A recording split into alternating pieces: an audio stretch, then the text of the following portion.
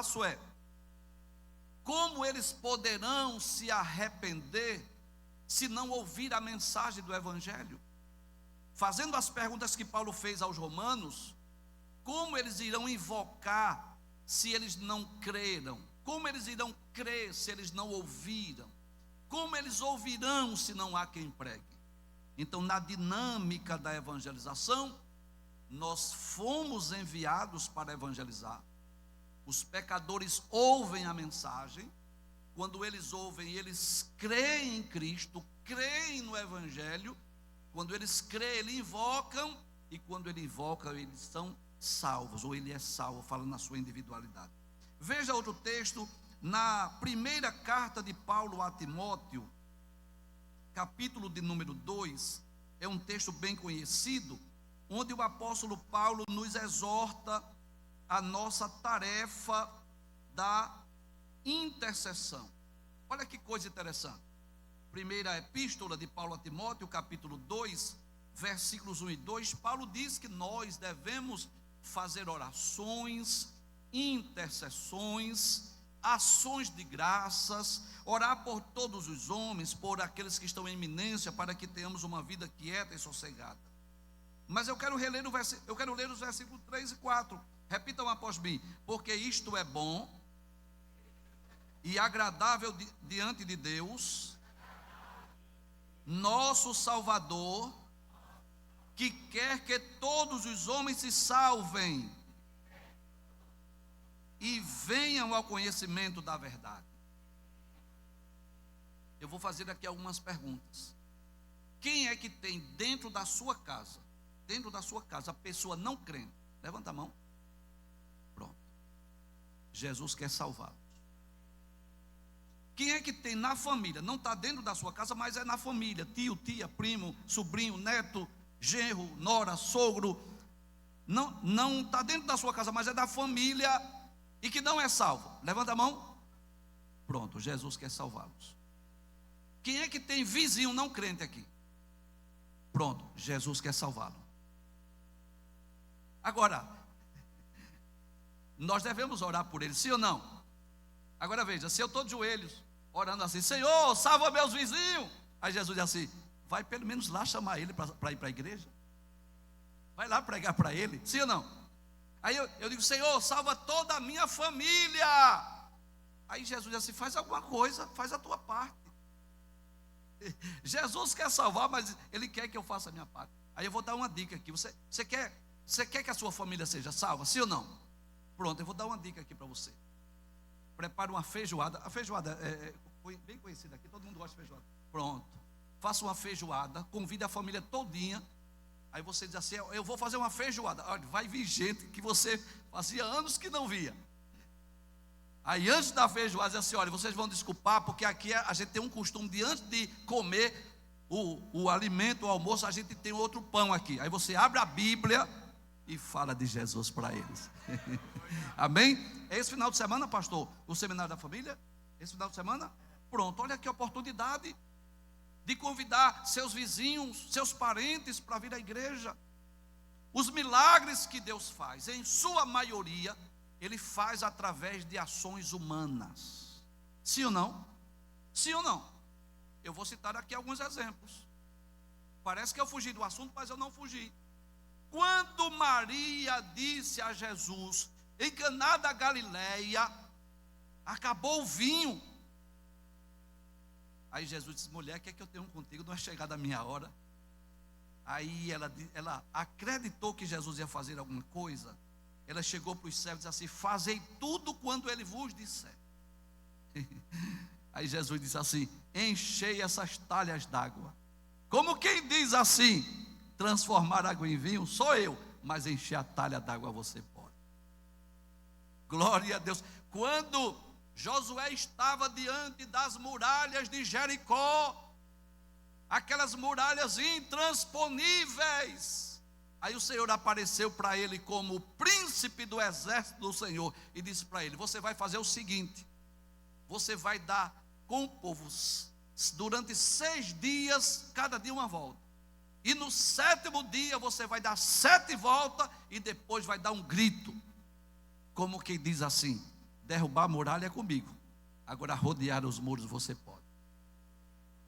Diante do sepulcro de Lázaro, Jesus disse: tirai a pedra. Como quem diz assim: chamar o espírito de Lázaro, que está no seio de Abraão, para entrar no corpo, restaurar o corpo que está em decomposição, só eu. Mas tirar a pedra você pode. Tira a pedra, que eu chamo o defunto para fora. Aí faça a sua parte. Aproveite o seminário da família, chame seus parentes, seus amigos, seus vizinhos, diga que vai ter um trabalho especial aqui na igreja, e eu tenho a certeza no meu coração que é a oportunidade de muitas pessoas ouvirem a mensagem do Evangelho. Então, a missão de evangelizar é nossa. Olha que coisa interessante.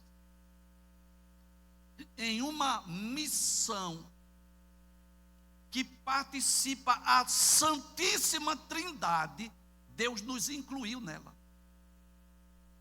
Primeira pessoa que participou para sermos salvos, quem foi? Deus o Pai. E o que foi que Deus fez? Deus planejou a salvação. Deixa eu entrar um pouco na doutrina da criação, queda, para a gente falar de salvação.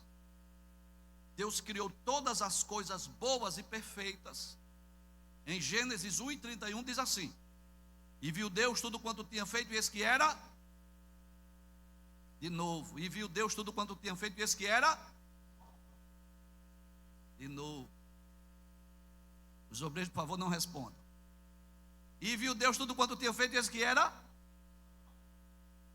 muito bom. Amém? Sim ou não? Não era bom, era muito bom. Mas no capítulo 3 o pecado entrou no mundo, passou a fazer parte da história da humanidade. O homem tornou-se destituído da glória de Deus, e agora Deus planeja a salvação. É claro que Deus não é pego de surpresa, e eu quero deixar bem claro que a salvação não foi planejada quando o homem pecou, porque a Bíblia diz que o cordeiro foi morto desde a fundação, ou antes da fundação do mundo. Mas Deus planeja essa salvação, e a justiça de Deus exigia isso. Era preciso que alguém santo, inocente, separado dos pecadores, viesse dar a sua vida por nós. E o que é que Deus faz? Deus planeja essa salvação e dá o melhor que Ele tem. Ele enviou o seu Filho Jesus para vir ao mundo. Então, quem começou a participar deste plano? Deus o Pai. O que foi que Ele fez? Planejou a salvação, enviou o seu Filho Jesus para morrer por nós. Em segundo lugar, quem é que participa? Jesus o Filho. Jesus não foi forçado, empurrado, obrigado a vir à cruz, não, a vir ao mundo, não. Ele veio de livre e espontânea vontade. Em João 10 ele diz assim: eu sou o bom pastor, e o bom pastor dá a vida pelas suas ovelhas. Ele disse: ninguém me tira de mim, eu mesmo a dou. Tenho poder para dar e tenho poder para tornar a tomá-la. Em Marcos 10:45, ele diz que o Filho do Homem não veio para ser servido, mas para servir e dar a sua vida em resgate de muitos. Então Jesus veio de livre e espontânea vontade. Quando ele foi preso, que Pedro feriu a orelha de Malco, servo do sumo sacerdote, Jesus restaura a orelha de Malco. Olha para Pedro e diz: Pedro, guarda a tua espada, porque todos os que fizerem uso da espada, a espada onde morreu. Não pensas tu que eu poderia rogar ao Pai e Ele me enviaria mais de 12 legiões para me defender, 12 legiões de anjos? Ele estava dizendo: Pedro, chegou a hora, eu tenho que ir à cruz, foi para isso que eu nasci. Você pode dar glória a Deus por isso. Então, primeiro trabalha o Pai, segundo trabalhou o Filho. Que foi que Jesus fez? Veio ao mundo, morreu em morte de cruz para pagar o preço do nosso resgate. Terceiro lugar, quem trabalha? O Espírito Santo. Qual é a missão do Espírito Santo? Convencer o mundo do pecado, da justiça e do juízo. Quando nós estamos pregando, o Espírito Santo está agindo na vida do crente. De que forma? Dando poder, ousadia, intrepidez, capacidade para ele evangelizar, para ele pregar. E está trabalhando na mente do pecador, dizendo: creia, essa palavra é verdadeira, receba Jesus, você é um pecador, você precisa de salvação. E é assim que o pecador se converte, porque ele foi convencido pelo Espírito Santo. Olha que coisa interessante. Primeiro, trabalha Deus o Pai. Segundo, trabalha Deus o Filho. Terceiro, trabalha Deus o Espírito Santo. E em quarto, quem é que trabalha? Somos nós. Deus entregou em nossas mãos essa tarefa de pregar o Evangelho, de levar as boas novas de salvação, dizer ao mundo que Jesus Cristo salva, cura, batiza com o Espírito Santo, prepara o homem e leva para o céu, de dizer ao pecador que Jesus transforma o mais vil pecador numa nova criatura em Cristo. E Paulo, que foi um ferrenho perseguidor da igreja, ele escreve Romanos 1,16 dizendo: eu não me envergonho do Evangelho, porque é o poder de Deus para a salvação de todo aquele que crê. Glória a Deus. Deus deseja fazer de cada um de nós pregadores do Evangelho, ganhadores de almas, testemunhas de Cristo. Deus deseja que cada um de nós sejamos pescadores de homens. Lembra de Pedro, que era um pescador, mas quando Jesus o convidou, ele disse: vinde após mim e eu vos farei pescadores de homens. E a igreja está com essa incumbência, essa missão, essa responsabilidade de levar a mensagem do Evangelho a toda criatura. Então, o que é evangelização? Bem, primeiro, a palavra evangelho significa uma boa notícia, e evangelizar é levar uma boa notícia. Diga assim: evangelizar é levar uma boa notícia. Você já percebeu que a gente tem dificuldade para dar uma notícia ruim? Todos nós temos. Imagina você receber a incumbência de dizer para alguém: teu marido morreu, tua mulher morreu, teu pai morreu. Veja, meu Deus, como é que eu vou dar essa notícia? É assim ou não? Mas para levar a notícia boa, qualquer um dá. Amém? Sim ou não? Quem é que não gosta de dar uma boa notícia? Todos nós. E qual é a notícia boa, professor? Nós estávamos caminhando para o abismo, nós estávamos caminhando para o inferno, nós éramos filhos da ira, mas Jesus veio do céu, veio à terra para dar a sua vida por nós, e agora nós somos salvos, podemos ser salvos, podemos ser uma nova criatura. Essa é a boa notícia. Jesus veio ao mundo para pagar o preço do nosso resgate, da nossa salvação. Pesa sobre nossos ombros essa responsabilidade. Olha, o pastor me deu a liberdade de falar de evangelismo ou de escatologia. Eu vou falar um pouco de escatologia. Lucas capítulo 16 conta-nos a história do rico e Lázaro. Lucas 16, versículo 19 a 31. Que em algumas Bíblias aparece o nome parábola do rico e Lázaro, mas que na verdade não é uma parábola. Como não, professor? Vou lhe explicar. Em uma parábola, Jesus não menciona nome de pessoas. Por exemplo, qual é o nome do pastor que foi buscar a ovelha perdida? Ninguém sabe. E o nome do judeu que foi espancado, ficou meio morto? Ninguém sabe. E do sacerdote, do escriba que passou ali? Ninguém sabe dizer. Do sacerdote que passou, né? Do levita que passou, ninguém sabe. E o nome do bom samaritano? Ninguém sabe. Qual é o nome da mulher que perdeu uma dracma? Ninguém sabe. Qual é o nome do fariseu e do publicano que entraram no templo? Ninguém sabe. Qual é o nome do semeador que saiu a semear? Ninguém sabe. Na parábola, Jesus não menciona nome de ninguém. Mas da história do rico e Lázaro, Jesus menciona o nome do mendigo Lázaro e menciona o nome do pai Abraão. Logo, não é uma parábola, é um fato real. Parece que eu fugi da evangelização, mas eu não fugi. E Jesus conta a parábola que havia um homem muito rico, que vivia de forma esplêndida, que vivia regalada esplendidamente, e havia um mendigo, pobre, cheio de chagas, que os cães vinham lamber-lhe as chagas. Eu quero deixar bem claro aqui, que não é o poder aquisitivo que vai decidir o nosso futuro, o nosso destino. Amém? Diga assim: o destino da nossa alma não depende do nosso poder aquisitivo. Jesus salva ricos e pobre. Sim ou não? Jesus salva pobres, ricos e milionários. Só que aquele homem que vivia esplendidamente, ele viveu como se Deus não existisse. E aquele mendigo, pobre, chagado, ele viveu servindo a Deus. Quando eles morreram, eles foram para lugares diferentes. Sim ou não?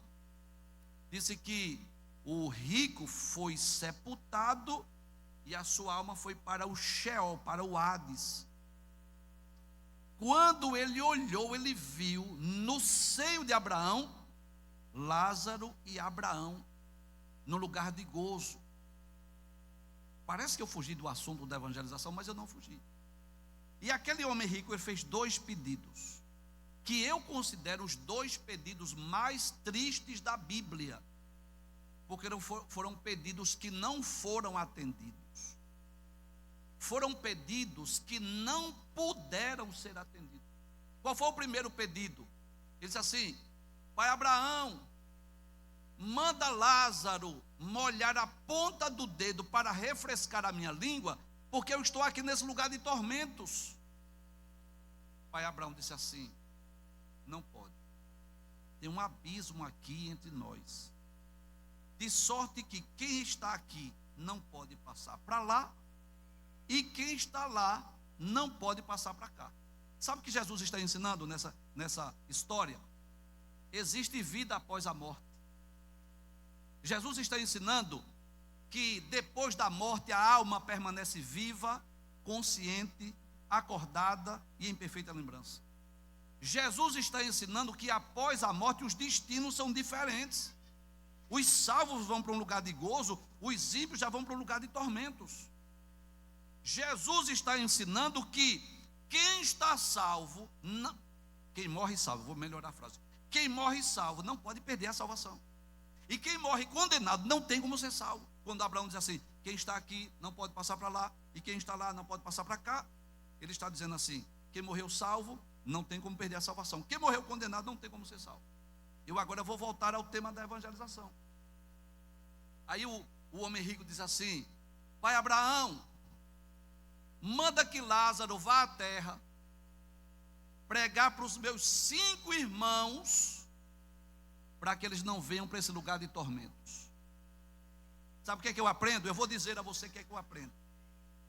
Quando morre um salvo, sabe qual é o maior anelo dele?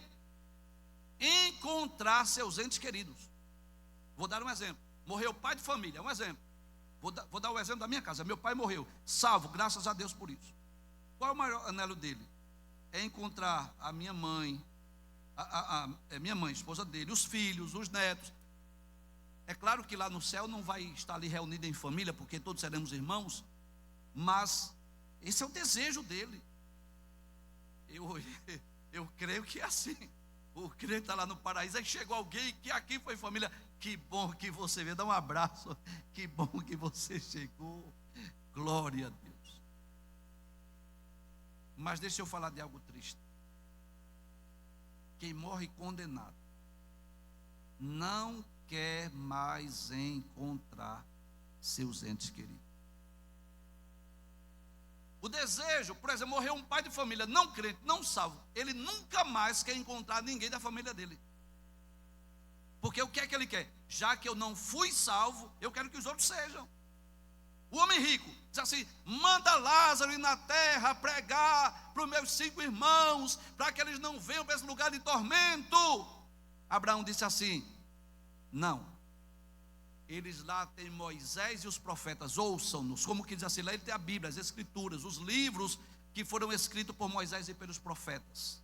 Se fosse hoje, Abraão dizia, lá ele tem a Bíblia, os crentes da Assembleia de Deus estão lá para pregar o Evangelho.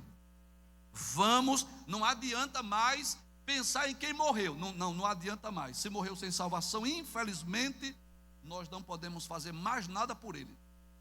Quando morre, por exemplo, alguém crente, salvo, a gente alimenta a esperança de revê-los, de reencontrá-los. Sim ou não? Quando morre alguém não crente, a gente ora só pela família, porque não podemos mais pensar em nenhum benefício para aquela vida. Mas, pelo menos, vamos entrar chegar na casa dele?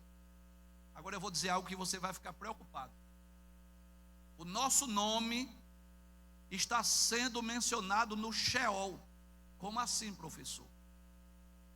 Quem chegou lá está dizendo assim: tomara que o irmão fulano vá lá na minha casa pregar para a minha família. Tomara que a irmã fulana vá lá na minha casa pregar para a minha família, para eles não virem para cá. Eles não podem nos ouvir, mas eu quero dizer assim: nós vamos chegar lá. Amém? Nós vamos chegar lá na casa da família. A gente não pode salvar ele, quem morreu sem salvação não. Agora, aqueles que não são salvos, vamos chegar lá na casa deles. Chegue lá com uma literatura, chegue com um convite para trazê-los à igreja, convide ele para vir para o seminário da família. E Jesus deseja salvar, porque nós já lemos aqui que Deus deseja que todos sejam salvos e venham ao conhecimento da verdade. Quantos dizem amém? Então a Bíblia descreve a evangelização como um mandamento, como uma obrigação, um dever de todo crente, um desafio, mas acima de tudo como um privilégio. Olha que coisa interessante. Evangelizar, diga-se, evangelizar é um privilégio. Nós somos, sabe o que é que nós somos? Nós somos embaixadores de Deus. Nós somos embaixadores de Cristo. Nós temos a mensagem mais poderosa desse mundo, que é a mensagem do Evangelho. Existem muitas religiões, existem muitas crenças, existem muitos credos, existem muitos tipos de Bíblias aí. Eu estou dizendo Bíblias falsas, com livros que foram acrescentados, com traduções heréticas. Mas nós temos a Bíblia verdadeira, o Evangelho verdadeiro, o Cristo verdadeiro. Nós estamos pregando Jesus, o único caminho que leva o homem para o céu. Isso é um privilégio, é levar a mensagem do Calvário, é levar a mensagem da salvação para que as pessoas possam ser salvas. E por que devemos evangelizar? Primeiro, a humanidade está perdida. Segundo, porque só Jesus pode salvar. Terceiro, por amor ao próximo. Quarto, por gratidão a Deus. Quinto, porque temos uma responsabilidade. E sexto, por obediência a Cristo. Quantos aqui são obedientes a Cristo? Graças a Deus. Eu estou diante de uma igreja obediente. Jesus disse que nós deveríamos ir por todo mundo, pregar o Evangelho a toda criatura. E essa missão é de cada um de nós. É da criança, é do adolescente, é do jovem, é do adulto, é do ancião, é do novo convertido, é do cantor, do tocador, do pregador, do professor da escola dominical. Enfim, todos nós fomos chamados para pregar o Evangelho e levar a mensagem da salvação. Agora, onde nós devemos evangelizar? Diga assim: em todos os lugares.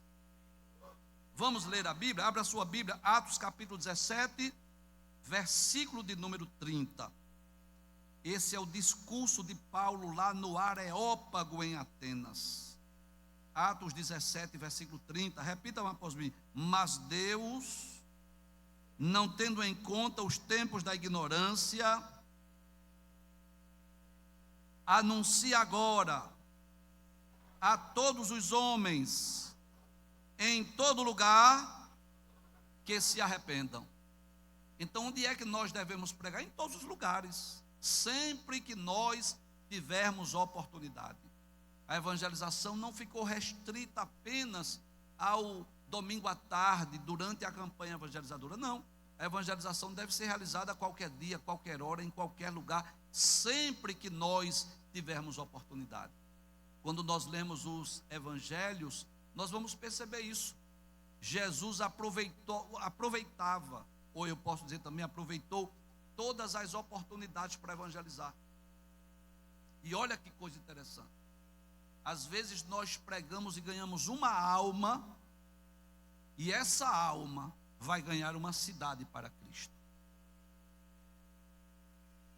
Aconteceu isso com a mulher samaritana. Jesus chegou no poço de Jacó com sede. Aí Jesus disse assim à mulher: dá-me de beber. Aí ela olhou e viu que Jesus era judeu. E havia uma rivalidade entre judeus e samaritanos. Eles não se comunicavam. Havia uma barreira social, uma barreira cultural. uma barreira étnica, e eu vou explicar por quê. Porque quando o rei da Assíria, isso está no segundo livro dos reis, capítulo 17, versículo 23 e 24. Quando o rei da Assíria levou o povo de Samaria para a Síria, ele trouxe gente de outras nações para habitar em Samaria. Então, quem foi habitar em Samaria, por volta do ano 700 a.C., era pessoa de várias nações. Inclusive, os samaritanos foi que criaram problema com Esdras, com Neemias, com Zorobabel. Quando vieram restaurar Jerusalém, o templo, o culto, eles criaram problema. Então havia uma barreira cultural, mas Jesus não faz acepção de pessoas. Você pode repetir essa frase? Diga assim: Jesus não faz acepção de pessoas. Ele salva o bêbado, o drogado, o homossexual, o ladrão, a prostituta, a lésbica, enfim, o presidiário, o político. Ele salva o pobre, o rico, o doutor, o analfabeto. Ele não faz acepção de pessoas. Glória a Deus. Nós somos seletivos. Nós somos seletivos. A dona de casa, ela não gosta de comprar aquele pacote de tomate fechadinho, não. Ela gosta de escolher. É assim ou não, irmãs? É assim ou não? Você não gosta de comprar aquelas laranjas, já o pacote é feito, porque vem estragado ali no meio. Você gosta de ir lá escolher, é assim ou não? Se você tem uma loja, uma empresa, uma fábrica, você não vai contratar qualquer pessoa para trabalhar lá. Você precisa de uma empregada doméstica, uma babá, você não vai colocar qualquer pessoa na sua casa. Se o rapaz quer namorar sua filha, você vai saber quem é esse rapaz, sim ou não? Nós somos seletivos, e é bom ser seletivo. Mas Deus, Ele não faz acepção de pessoas. Ele diz assim: vinde a mim todos os que estão cansados e oprimidos, e eu vos aliviarei. Não importa quem você seja. Glória a Deus. Aí a mulher samaritana olhou para Jesus, disse assim: como sendo tu judeu, pede de beber a mim que sou mulher samaritana? Como que diz assim: tu não sabe que não há diálogo entre nós? Tu não sabes que existe uma barreira social, cultural e étnica entre nós?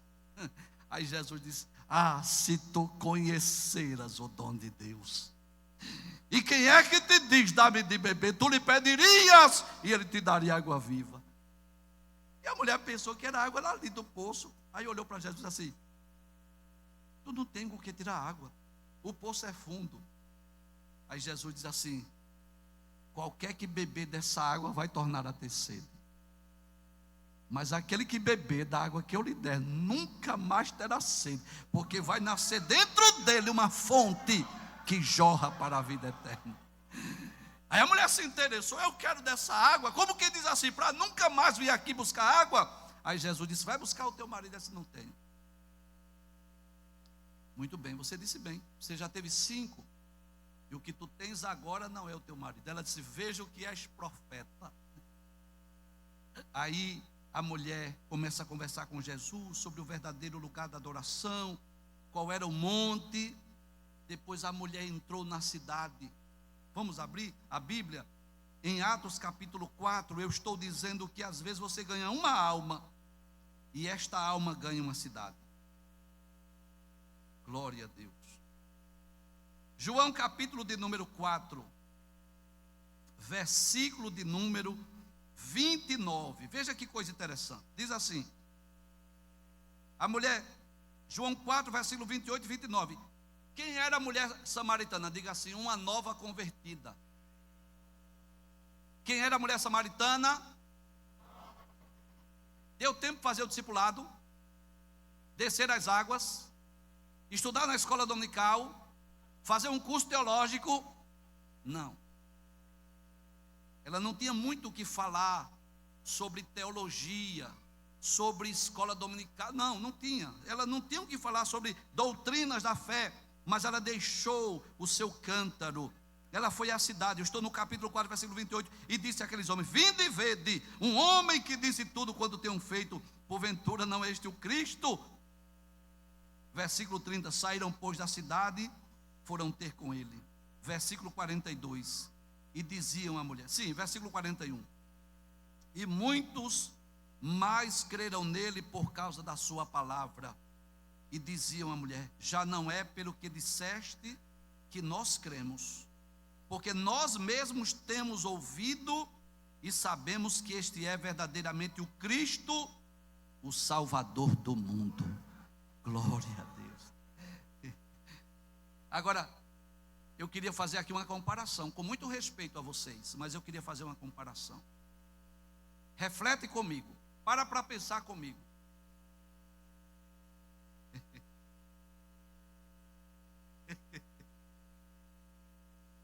Para pensar comigo.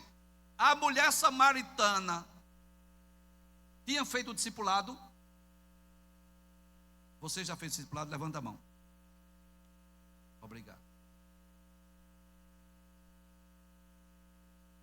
A mulher samaritana tinha descido as águas? Quem desceu as águas aqui, levanta a mão. A mulher samaritana era professora ou aluna da escola dominical, sim ou não? Quem aqui é professor ou aluno de escola dominical, levanta a mão.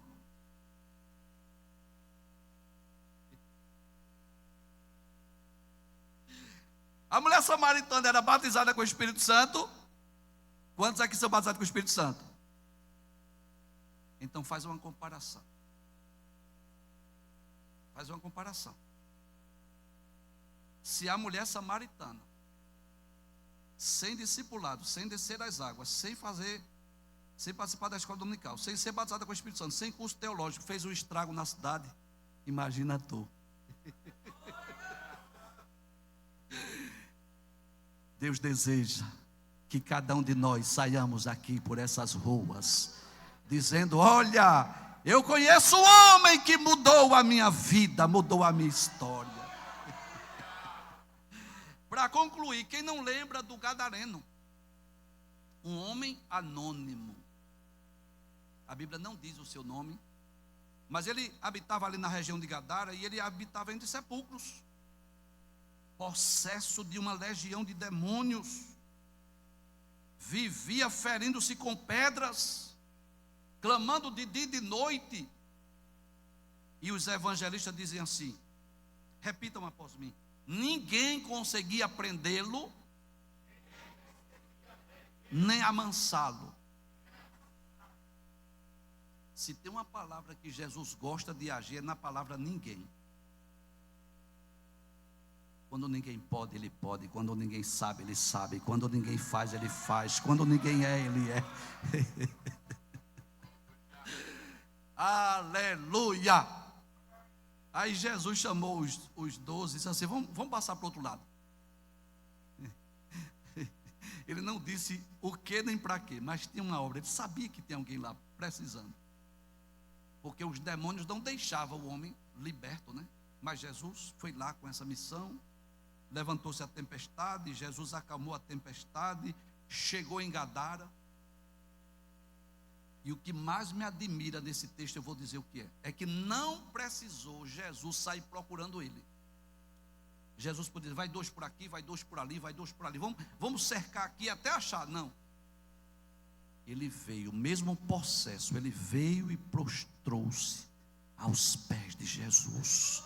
Porque os demônios reconhecem a autoridade do nome de Jesus.